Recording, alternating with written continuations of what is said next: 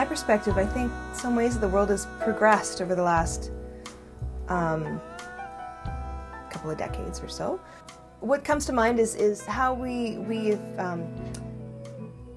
come to see more how we're connected. I mean, there's the kind of abstract idea, yes, we're all one, we're connected, which can be really hard to understand, but on an actual practical level, you know, people can go, oh, I have an idea, or I have a question, and, you know, plug it into the internet, and there's a million possibilities for kind of self-education and realizing how many other people are out there who have the same ideas and think the same ways, or have similar kind of goals or visions for the world.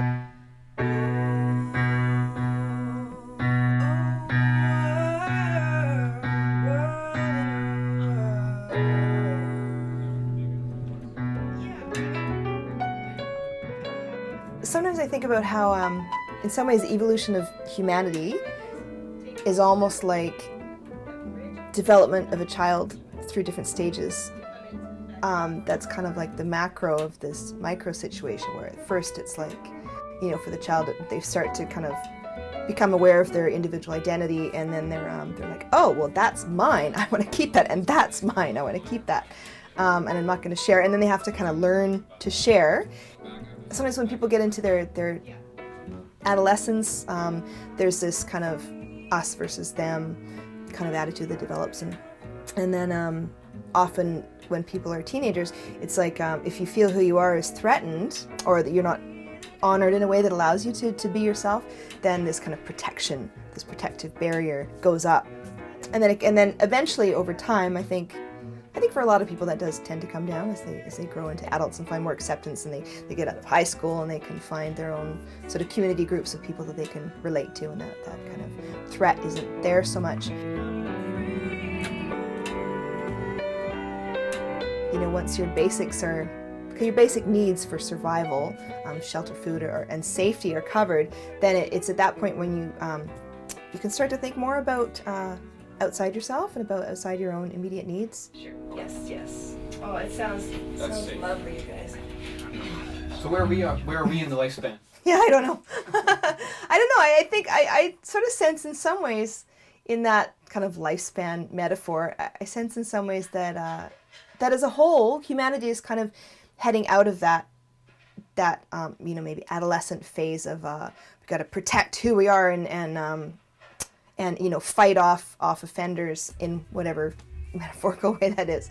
That we don't have to protect who we are so much. We can actually share, and we can learn and grow from that. And maybe there's other ways other than building walls between each other. Maybe there's other ways to negotiate sharing the same space. So do I come in this next year?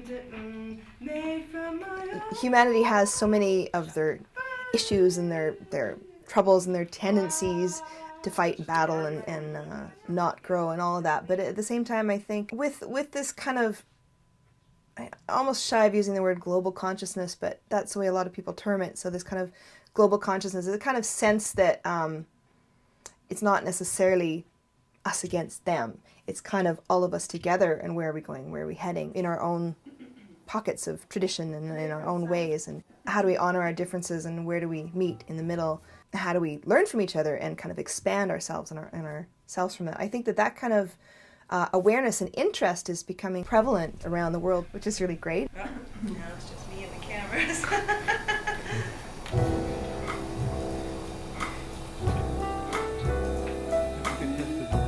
I think it would be wonderful if we allowed each other opportunities to become our best selves and realize our full potential. That would be my ideal world. And because of that, because everyone would be so well adjusted and self-actualized, then we could all get along and we could solve our problems and there'd be no need for war. That would be nice.